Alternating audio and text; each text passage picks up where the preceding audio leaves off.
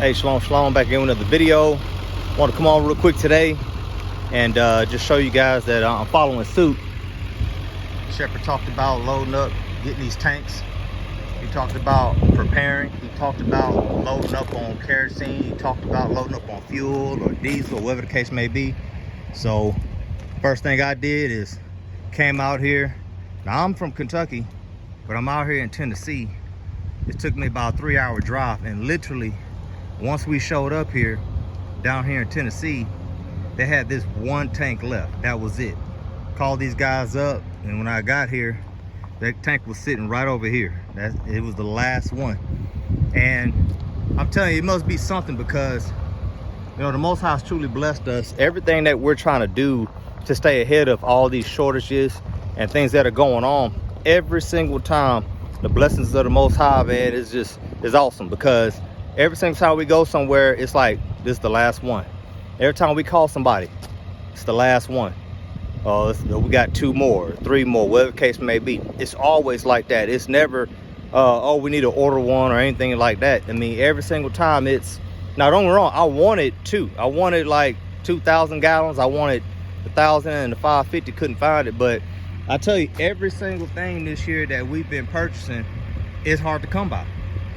Every last bit of it, whether it be the tractor, whether it be the Batwing, whether it be whatever the case may be, people just aren't manufacturing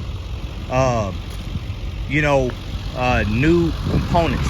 They're not manufacturing, nor are they building new tractors.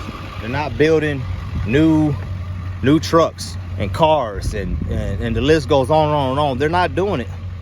So people are making a run on all the used equipment, on all the used commodities, and the prices are high. They're expensive. They're not cheap whatsoever at all. Every last bit of the items we've been buying, I mean, the prices are just up there, man. I mean, and then everywhere I go, I ask questions. I asked them, I said, how are you guys doing? How are you guys doing this year? How are you guys sales doing? What are some of the the difficulties that you guys are having? And everywhere I've been, whether it's been for farm equipment, whether it's been cars, trucks, vans, I mean, everybody, all salesmen tell me the same thing. We're hurting. They all say that they're hurting. They all make statements like, I've been here for 30, 40 years. I've never seen the lot this bare. Some people, I've been here doing this 8 years, never seen the lot looking like this. And you could hear, I've actually had a guy tell me when we bought our tractor, he made the statement. He said, man, I sure hate to sell you this equipment for this much money. Exactly what he said. I hate to sell you this equipment for this much money. They don't even want to sell it for that much, but the market is demanding these prices, and therefore they're getting the money while they can, so they can pay their people, because they don't really know how much longer these people, they're gonna be able to staff these folks on their jobs. Whether they're working in the office, they're admins, whatever the case may be, they may not be salesmen, they may not be mechanics, they may not be the manager or the owners, but they have to pay these people somehow, some way. So the prices are expensive because people have to cover costs all over the place. So they're definitely counting the costs, and I mean, and the consumer at the end of the day is feeling it, which is you and I. We're feeling it because we're getting it on the back end. No matter how we like it, no matter how we, chalk it up, it is what it is. So, but anyway, I followed suit. The man of y'all talked about loading up on fuel and stuff. So I really need at least 1 more tank. And but the most important one we took care of. So we got it, and we're about to make our way back on up to Kentucky. So anyway, just want to come on and share that with you guys. And yeah, we're gonna rock on. All right, blessings.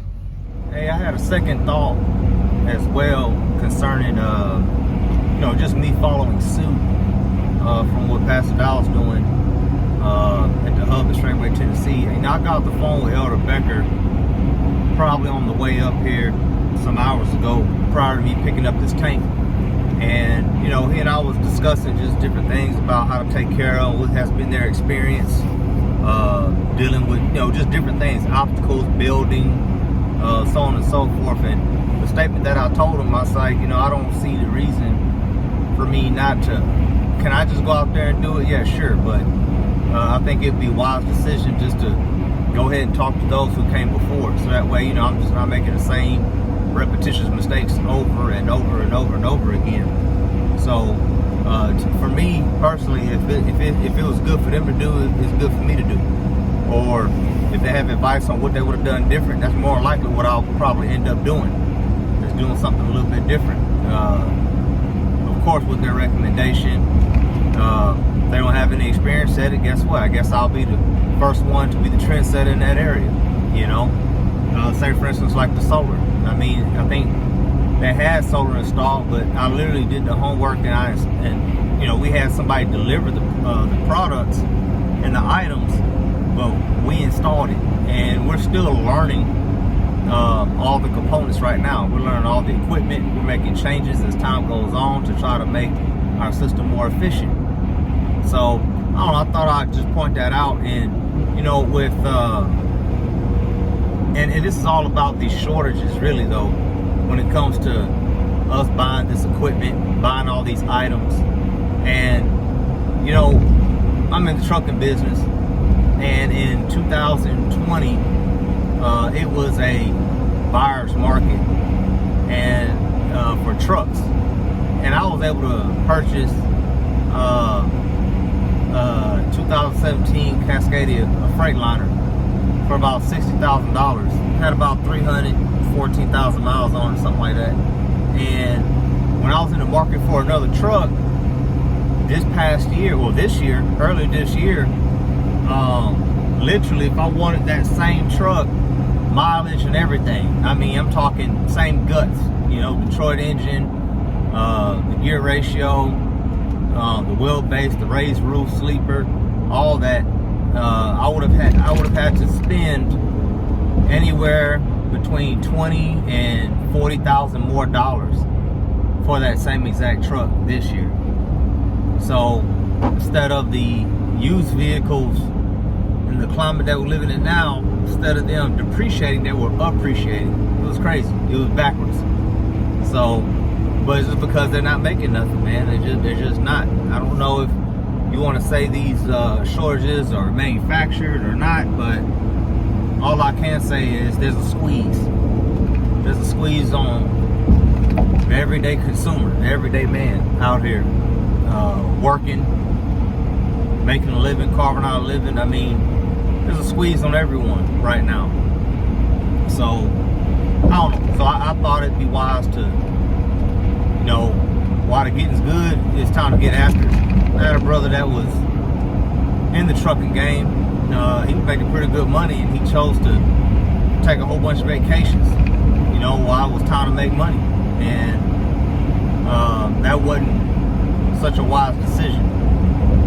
And so while you can get it, it's time to grind. You know, we can grind now, we can rest later. So that's just kind of my MO. So, alright, that's really all I wanted to add to what I was saying earlier. But I'm on my way back to Kentucky with this tanking. I'll actually be gleaning even more information from those that came before me pertaining to how I want to set it up, how I want to take care of it, you know, what type of building do I want to do, whether it be temporary, permanent, around it. So I think we do well, man, taking heed to the wise. The word of the Most High. Hallelujah.